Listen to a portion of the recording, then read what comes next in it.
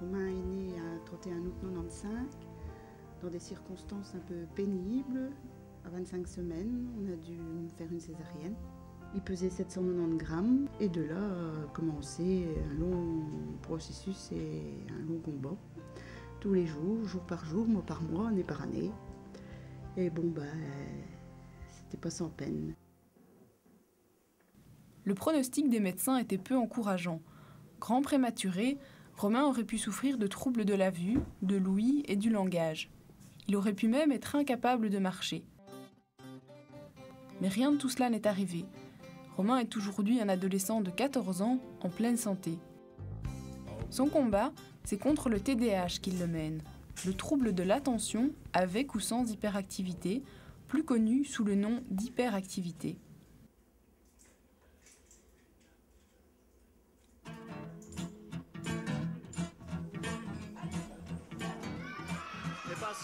Le TDAH, trouble déficitaire de l'attention avec ou sans hyperactivité, touche environ un enfant sur 20.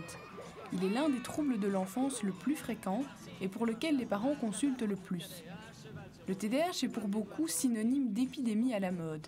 Il a pourtant été défini pour la première fois vers la fin du XIXe siècle par Bourneville, un neurologue français. Parfois considéré comme un manque d'éducation, le trouble est souvent confondu avec de la simple turbulence. Pascal de Coster a fondé l'association TDAH Belgique dans le but d'informer, de soutenir et de guider les familles. Oui, comment je peux vous aider? À l'association TDAH Belgique, on s'occupe de TDAH, donc troubles déficitaires de l'attention avec ou sans hyperactivité. Alors, de multiples enfants ont des comportements hyperactifs. Déjà, tous les enfants ont un comportement hyperactif. Il est normal qu'un enfant bouge, soit vivant, saute, crie, vive tout simplement. Maintenant aussi, il y a des enfants qui bougent trop. Alors ça peut être dû à un TDAH, mais ça peut être dû aussi à plein d'autres choses. Un enfant dont les parents viennent de divorcer se sent mal et exprime son mal-être en bougeant énormément. Un enfant mal dans sa peau, un enfant mal élevé, effectivement, un enfant à qui on ne met aucune limite, aucune structure, peut avoir un comportement hyperactif. Mais là, on parle bien de comportement hyperactif et en aucun cas de TDAH, donc trouble de l'attention avec ou sans hyperactivité. L'hyperactivité, plus visible, permet généralement de révéler un TDAH. Le trouble est pourtant beaucoup plus complexe. L'hyperactivité, c'est quoi? C'est une activité qui est hyper, donc c'est une agitation motrice qui est plus élevée, enfin, pas plus élevée que la moyenne, parce que c'est quoi la moyenne, mais c'est une agitation motrice qui amène à des conséquences en termes de souffrance. Et donc l'agitation motrice peut être très importante, ce qui va se voir très fort, mais une hyperactivité peut être assez légère ou modérée. Gigoter, avoir quelque chose en main, se balancer sur sa chaise, des petites choses qui ne sont pas nécessairement très voyantes. Et puis il y a le déficit d'attention. On pourrait dire que dans le terme on s'est trompé, c'est qu'un enfant qui a un déficit d'attention n'a pas vraiment un déficit d'attention, c'est un enfant qui a trop d'attention. En fait ce sont des enfants qui font attention à trop de choses en même temps, qui sont vite distraits par des petites choses, à ce qu'on appelle la distractibilité, des petits bruits, ils se retournent tout le temps, ils regardent par la fenêtre. Et puis l'autre chose aussi, ce sont des enfants qui pensent à plein de choses en même temps. Et donc, penser à deux choses en même temps, ou penser à une chose en écoutant une autre personne, c'est très difficile. Troisième symptôme, l'impulsivité. L'enfant agit sans réfléchir, réagit au quart de tour et répond sans qu'on l'y autorise.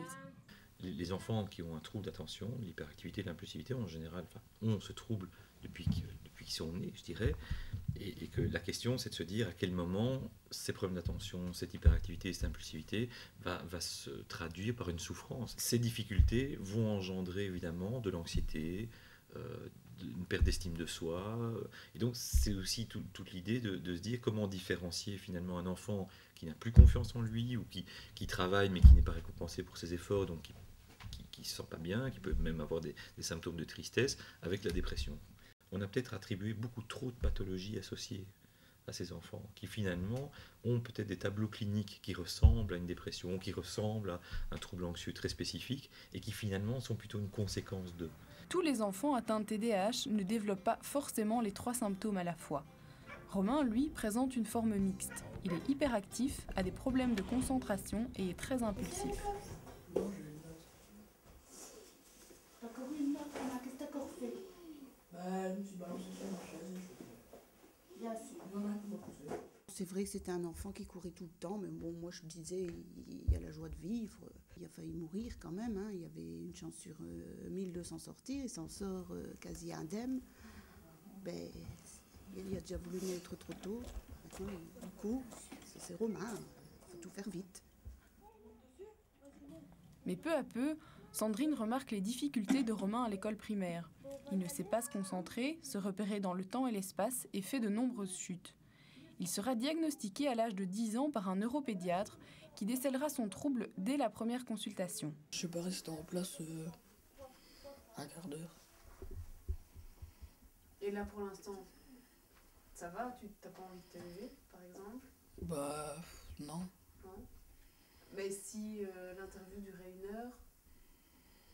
Moi je sais pas, ça peut-être, je commencerai à stresser, je ferai tout plein de tics nerveux quoi, je ferai...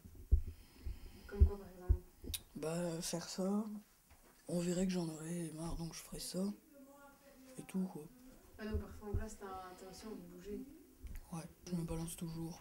Les profs ils me disent à chaque fois et je sais pas m'en empêcher quoi, je m'en rends pas compte. C'est à l'école que le trouble de Romain est le plus envahissant. Certains de ses professeurs ne supportent pas son agitation et les remarques dans le journal de classe et les punitions sont quotidiennes. Je connais Romain depuis l'année passée déjà, et c'est pas le premier élève que j'ai eu. Et en général, j'évite d'être trop sur son dos tout le temps, quoi. Tant qu'il fait ce qu'on lui demande, quelque chose qu'il fait tout le temps, avec son compas, il le prend et alors il le fait tourner comme ça. Donc là, je peux pas le laisser faire. Un jour, il va l'avoir dans l'œil ou dans la tête. Il se balance, bien de temps en temps, lui dire une fois de s'asseoir convenablement. Mais enfin, il n'y a pas que lui qui se balance, et puis sinon, je peux lui dire 20 fois. Donc, donner cours différemment, non, je pense. On a un examen qui dure 4 heures, donc c'est très long, même si l'examen ne fait pas 4 heures. Ils sont 4 heures sur une chaise, 2 fois 2 heures. Et alors je le voyais, hein, plus le temps avançait, après la récré, il n'a plus rien fait de bon d'ailleurs. Il était super énervé sur son banc, il bougeait dans tous les sens, et du coup il a raté son examen, quoi. Mais il l'aurait eu en 2 ou en 4 fois, il aurait peut-être bien réussi, ça je ne sais pas, mais... Pour le moment, il est un peu juste, mais pendant les périodes, il essaye toujours, donc il gagne des points, de faire le mieux qu'il peut. Le TDAH de Romain est lié à sa très grande prématurité, mais elle n'en est pas la cause, car les causes du TDAH n'ont jamais été clairement établies. Toutefois, certains facteurs peuvent favoriser l'apparition du TDAH, comme un accouchement difficile ou la consommation d'alcool et de tabac pendant la grossesse. Il n'y a pas, comme toujours dans ce type de maladie, il n'y a pas une cause, c'est multifactoriel, mais je crois qu'il faut bien dire que ce n'est pas uniquement éducatif. Je crois qu'il y a ce qu'on appelle une cause constitutionnelle, donc génétique, qui fait que cette problématique apparaît à un moment donné de l'âge et qui, avec un environnement peut-être peu structurant, soit une séparation, une mésentente familiale, une maladie, eh bien, l'enfant, je dirais, pénètre dans cette maladie. Des techniques d'imagerie cérébrale ont permis d'identifier un dysfonctionnement du cerveau chez la personne atteinte de TDAH. Dans le cortex préfrontal, les neurones impliqués dans les fonctions exécutives seraient moins stimulés. Je ne pense pas tout de suite à un traitement médicamenteux. La première chose, c'est de définir si le patient a vraiment un TDAH ou s'il a des symptômes compatible avec un TDAH, mais rentrant dans un autre diagnostic. Une fois qu'on est certain que le patient a bien un TDAH, en fonction de son âge, de la gravité des symptômes, nous verrons quels sont les traitements à mettre en place. Le traitement médicamenteux est un traitement parmi d'autres non médicamenteux qu'il faut bien réfléchir. Le traitement de référence du TDAH, bien connu du grand public, est la rilatine ou le Concerta. Ces psychostimulants, à base de méthylphénidate, augmente la concentration des neurotransmetteurs déficients, ce qui permet un meilleur transfert de l'information entre les neurones. Ces molécules chimiques favorisent la capacité de concentration et diminuent l'impulsivité. Les effets secondaires principaux qui sont présents en début de traitement sont un manque d'appétit, des douleurs abdominales, parfois des maux de tête, parfois des tics, parfois des troubles de l'endormissement. C'est pour ça qu'on introduit le médicament progressivement, on augmente progressivement les posologies. Il peut y avoir des effets secondaires plus graves à type de troubles psychiatriques, mais réversibles à l'arrêt du traitement. Et donc c'est pour ça qu'il faut surveiller l'enfant et être sûr du diagnostic que l'on pose. Il peut y avoir aussi des troubles cardiovasculaires. C'est un sujet qui a été débattu, mais pour moi qui est clos. On sait très bien que auparavant on disait le médicament peut favoriser ou stimuler ou faire apparaître ces tics, mais maintenant on sait très bien que le tic fait partie fait partie ce qu'on appelle, ce que je disais tout à l'heure, des facteurs de comorbidité dans 1/3 des cas. Donc le tic est souvent associé à la maladie, voilà. Mais une polémique se crée autour de la rilatine. On en prescrirait trop, de plus en plus, et parfois même à des enfants qui ne sont pas atteints de TDAH. Est-ce que selon vous, certains médecins ne prescriraient pas trop vite, trop automatiquement de la rilatine? C'est une question un peu difficile parce que je pense qu'il y a des manières de faire qui sont différentes en fonction des écoles. L'école anglo-saxonne a effectivement tendance à prescrire plus rapidement. Pour ma part, il m'est très peu fréquent de mettre directement un traitement lors d'une première consultation, mais il m'est déjà arrivé lorsque un patient arrive avec un syndrome invalidant dans son quotidien, sans attendre d'avoir un traitement de certitude, de commencer la rilatine, parce que le patient est vraiment mal, mais c'est quand même assez rare. Salut. Ça va? Ouais. Ça a été? Ouais. Et ce matin, je me suis pas levée. T'as pris tes médicaments? Non. Et papa, il t'avait dit de les prendre pourtant. Tu les as pas trouvés? Bah si, j'ai aussi. Ah. Et pourquoi tu les as pas pris? Ça a été quand même? Ouais. Ouais, ça peut être quand même. On fait toujours un pas en avant, deux pas en arrière, mais on revient en arrière pour voir s'il peut s'en passer. On revient vers l'avant, parce qu'on voit qu'il s'en passe pas, ça l'handicape quand même. C'est toujours point de vue scolaire, hein. Ouais, ben c'est ça que j'allais Parce que dire. si les professeurs toléraient un peu plus, on n'en serait peut-être pas à cette rilatine, tout simplement. Ou moins Disons encore. qu'il en a peut-être, on va dire, il en a peut-être besoin un petit peu pour sa concentration ici, parce qu'encore une fois, bon, on peut revenir un petit peu sur son problème de maturité qui n'est pas égal à son âge, on va le dire ainsi, mais on peut se dire que quand il va rentrer dans la vie active, quand il va travailler, il n'aura plus peut-être besoin, il aura toujours besoin de concentration, mais il aura peut-être moins besoin d'attention, de ci, de là, qui pourra probablement s'en passer. À mon avis, au niveau des études, ça va être probablement nécessaire jusqu'à la fin de ses études. Jusqu'à aujourd'hui, la rilatine est le meilleur traitement existant. Mais la ministre de la Santé, Laurette Onkelings, a déclaré en mars 2010 son intention de lutter contre l'augmentation des prescriptions. Celles-ci ont quadruplé en 4 ans, car les diagnostics ont augmenté, mais pas le nombre d'enfants atteints. Le nombre est stable depuis des années, il est plus ou moins le même dans tous les pays du monde. Par contre, heureusement, les diagnostics sont en augmentation. Peut-être que les symptômes sont plus visibles maintenant, effectivement. On a moins la possibilité, enfin en tout cas des enfants ont moins la possibilité de courir, de vivre dehors, de bouger qu'avant. Donc on se rend peut-être plus compte des symptômes. Avant, on ne parlait pas de TDAH, on ne parlait pas d'hyperactivité, on parlait d'enfants caractériels, d'enfants difficiles, on parlait d'enfants bêtes aussi. Maintenant, heureusement, on met enfin le nom exact sur la pathologie, on arrête de mettre des étiquettes. L'annonce de la ministre a relancé le débat sur les prescriptions. Un article paru dans le journal Le Soir a d'ailleurs suscité l'étonnement des spécialistes, car la rilatine y était notamment associée à de la cocaïne. Malheureusement, c'est un sujet qui est traité de manière très émotive, malheureusement, et j'ai jamais lu d'article intéressant sur ce traitement. Donc oui, je pense que les journalistes qui ont écrit ça, sans émettre de jugement de valeur, mais en tout cas, si on peut juger leur travail, je dirais que ce travail-là n'est pour moi effectivement pas... est tout sauf intéressant et sauf informatif finalement. Et, enfin, ça ressemble tout sauf à une information. Et, alors, est-ce qu'il devrait prendre l'avis d'autres personnes? Ben, c'est toujours le même principe, c'est-à-dire que quand on parle d'aspect scientifique, c'est pas un avis qu'on demande, c'est une connaissance. Connaît-on ce traitement? Qu'est-ce qu'on en sait? Qu'est-ce qui a été démontré, prouvé? Qu'est-ce qui n'a pas été? Donc c'est pas l'opinion des gens qu'on cherche à connaître, c'est pas un micro-trottoir, je dirais, c'est une information, et pour moi ça n'a jamais été le cas. Je pense que les émotions à ce moment-là amènent à des excès et amènent à une information qui pour moi n'en est pas une, malheureusement. Je dirais que c'est un sujet qui est en général maltraité.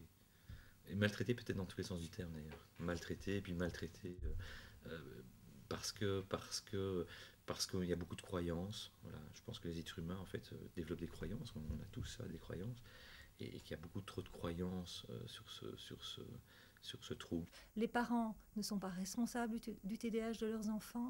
L'excès de télévision ne provoque pas un TDAH. L'alimentation ne provoque pas un TDAH. Maintenant, il est bien évident qu'un enfant qui est atteint de TDAH, s'il n'est pas soutenu par ses parents, s'il n'est pas éduqué, encadré le mieux possible, avec le plus de structures possible, ces symptômes seront beaucoup plus visibles que s'il est soutenu comme il faut.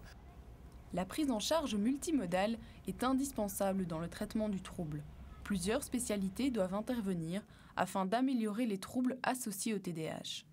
En général, la prise en charge est effectuée par un neuropédiatre qui réalise un examen physique de l'enfant ou par un pédopsychiatre qui se penche lui davantage sur l'aspect affectif par le biais d'un examen mental. Les consultations, c'est évaluer l'enfant, son développement, son histoire familiale, c'est évaluer l'enfant dans ce qu'il a dans ses apprentissages scolaires, c'est la rencontre avec l'enfant pour voir comment il fonctionne à l'intérieur de lui, voir s'il est déprimé, s'il est angoissé, s'il a d'autres troubles associés.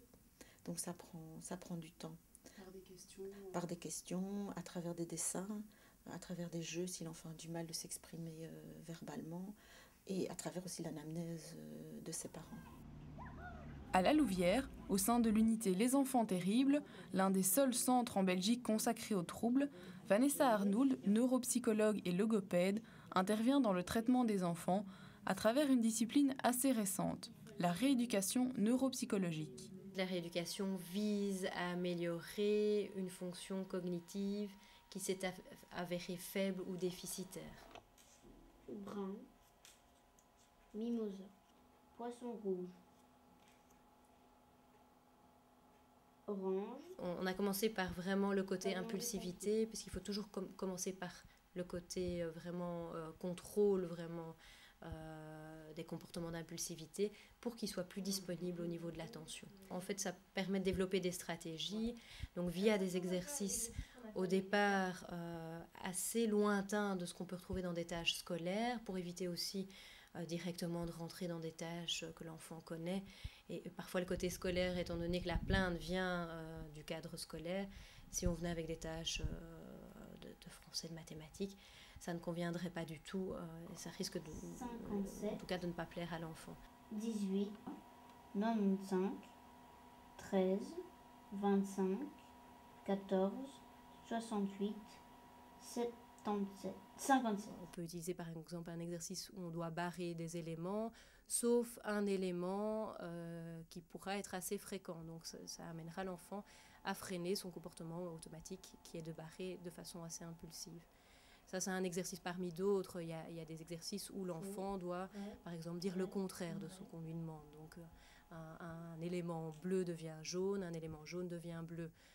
Donc tous des exercices et des jeux pour apprendre à freiner vraiment l'impulsivité. Qu'est-ce que tu dis quand tu as un contrôle en face de toi? Ben, je me dis que je dois me répéter la consigne, souligner la consigne, les mots importants. Je dois freiner mon impulsivité. Quand elle est terminée, je la barre. Et aussi, je compte le nombre de questions qu'il y a